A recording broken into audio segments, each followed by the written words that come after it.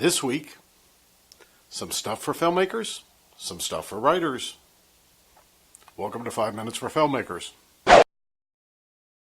Hello, welcome again to another episode of 5 Minutes for Filmmakers.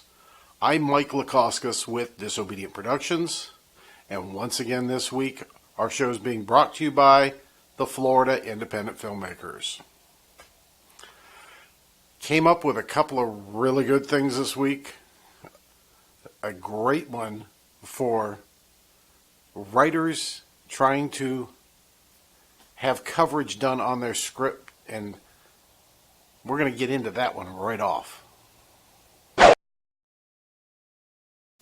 Out on Stage 32, RB talks about how when he submitted his first script for coverage with some script doctors, how he reacted to their feedback on what he had written. And having been in a couple of writers groups now listening, it sounded like the type of thing I heard in that room. He talks about how, no, this guy didn't get it, or this guy's got no sense of humor.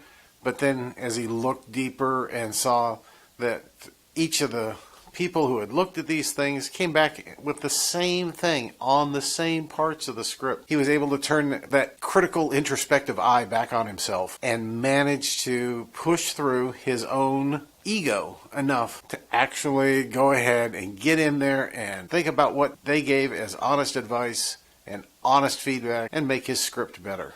I think this is a great little example of how you succeed in this business in general, but especially in writing. You have to listen to people. You have to be willing to say, yeah, all right, I think it's great. Tell me what you think, but actually mean that. Out on DSLR Guide, young Simon is sharing why he won't buy a new camera.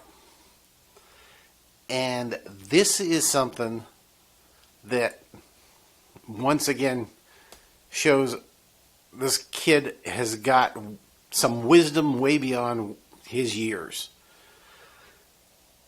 He looks back and says, here's what I've done with this camera in the past. Here's what I'm doing now using the same equipment. How much better I'm able to produce this segment from that segment. How much higher the quality is, and says flat out, hey, I think I can do even better without upgrading my equipment. But the camera is not going to make your videos better. If your story is bad, your story is going to continue to be bad no matter how well you film it.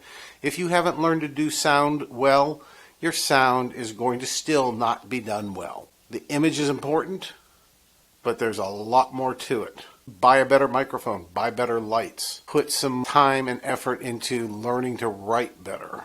Those are all things that you could do. Now, if you're already up to where, yeah, I've got all that stuff down and I'm doing this and I've got the money to do it, hey, more power to you.